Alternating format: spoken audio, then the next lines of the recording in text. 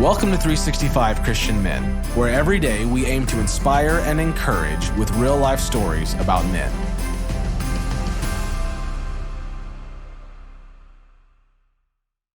December 17th, Brian Hardin. Brian Hardin founded the Daily Audio Bible Podcast, which has been downloaded 40 million times, and he founded Four Winds Mission, an artistic, socially conscious community of faith in Tennessee. He is an accomplished record producer, filmmaker, photographer, narrator, and a skillful graphic designer. Zondervan asked Brian to write a book for adults about the Bible, and on this date, in 2011, Brian published Passages: How Reading the Bible in a Year Will Change Everything for You. But Brian experienced hard times too. About one of those times, he said, "I was raised a Christian and even grew up a pastor's son, but after 20 years in the music business, I was living a comfortable, semi-agnostic life. I didn't really know God." That's where today's story starts. Religion can harden a man, but relationship with God transforms him. Brian Hardin prayed, "God, if you'll speak to me for yourself, I'm listening." The house was still, and he settled into the couch that evening. With his family out of town, he sat alone with his thoughts and an uncomfortable tension that had been growing in his heart toward God. He lifted one of the several family Bibles from the coffee table in front of him and slowly flipped through the pages. Hardin wrestled with the awareness that he had never actually read the entire Bible from cover to cover. He leaned back on the couch and suddenly realized that everything he had ever learned about God, his entire life of faith, had been secondhand. As what he thought was a devout believer for most of his life, church had been the center of his life and his family. He had dedicated himself to learning about God, but always through someone else's interpretation. In that quiet moment, he recognized that he was familiar with bits and pieces of the Bible. He was living the life of what some people thought of as a good Christian, but his heart still ached for something more. Brian thought to himself, "Is this all there is to being a Christian? If so, I'm not sure I can do this the rest of my life." He lifted his eyes from the Bible and he looked around the living room. Pictures of his beautiful wife and family caught his attention.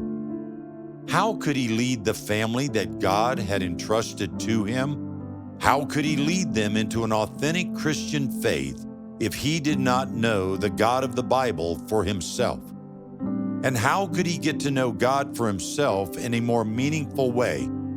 In frustration, he closed his eyes. "God, if you're going to speak for yourself through your word, I will read the whole Bible," Hardin prayed. Then he opened his eyes, opened his heart, and opened his Bible to the very first page. Genesis, chapter 1. The first three words he read, "In the beginning." Those three words felt like a prophecy, like a new beginning for Hardin. He had read these words before, but tonight they landed differently in his heart. This time, he was not reading to get to know the Bible. He was reading to know the God of the Bible. In that moment, something changed for Hardin. He realized that God wanted to reveal himself through the Bible, that God wanted to build a relationship with him through his word, and that God had given us the Bible to get to know him. The more I learned God's word, the more I came to understand that knowing the Bible, becoming a theologian, wasn't the ultimate goal in life. It was getting to know the God of the Bible through knowing his word. Psalm 119 tells us, "Open my eyes to see wonderful things in your word. I am a stranger on earth. Do not hide your commands from me." Today, as you have heard this story, are you like Brian?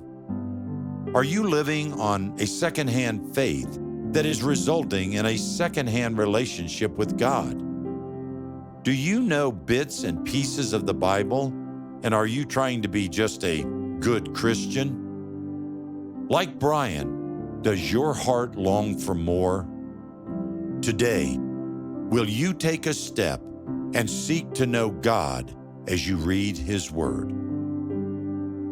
Religion can harden a man, but relationship with God transforms him.